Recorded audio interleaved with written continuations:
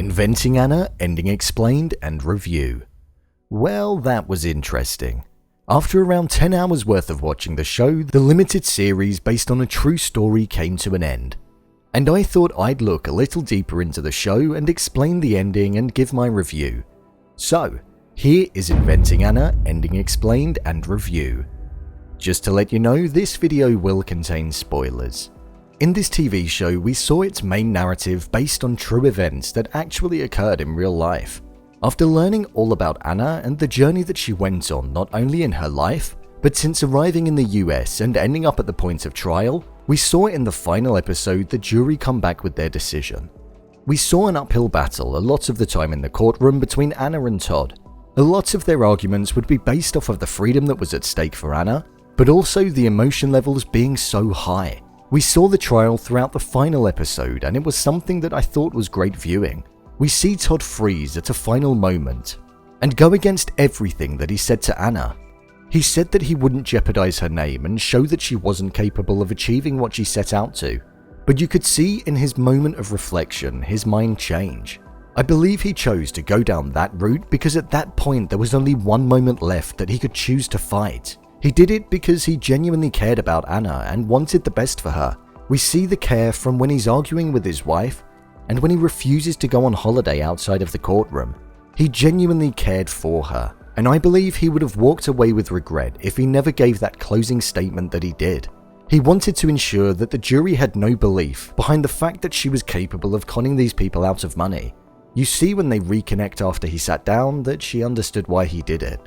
Anna goes on to get convicted of multiple charges that she committed, but the one I found the most funniest that she didn't get convicted for was the apparent stealing of money off of Rachel.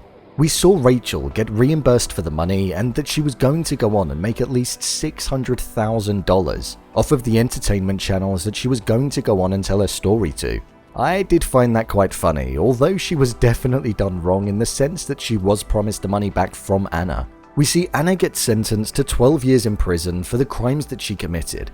After that happened, we saw Vivian and Todd reconnect, and I thought it was extremely powerful when we saw that just like all of the victims of Anna that used her for money, and all that she could offer at one point, we see Vivian go on to receive a promotion, break records on the site for the article, and we see Todd go on to have multiple clients asking for representation, all based off of their association to Anna, leaving both of them in a wealthier position than when they started. Although the intentions weren't there like they were with the likes of Rachel, the same narrative occurred for them.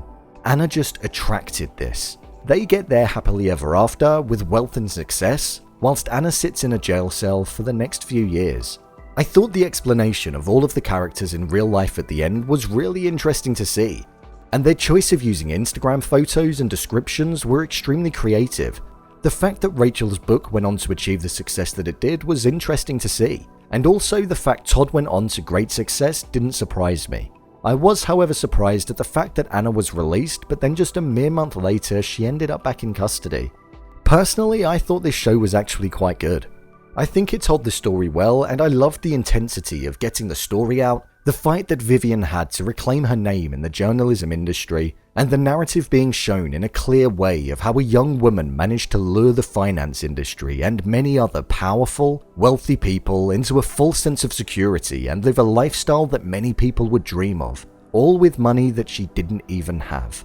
The switching between different time periods I thought was executed really well, and I didn't at any point get confused.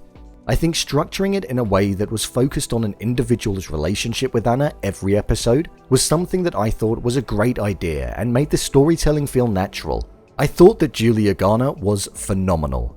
I only ever really knew her for playing Ruth in Ozark, but she was just as good in this as what she is in that. Whenever she's on screen, you're just immersed in the character that she's playing, and you believe the intentions that she had. I think she played this role really well. Her and Ariane, who played Todd, were the standouts for me. I thought they were exceptional. As much as I did enjoy this show, I would have to say that it did feel extremely long. There were several episodes with a runtime of over 1 hour and 20 minutes. And I feel as though some time could definitely have been shaved off because that's just so long. There were also many characters in the show that I feel got brushed over at the end and we didn't get to see their reaction with the story breaking, the trial, or what they were up to now, which is something that I would have liked to have seen.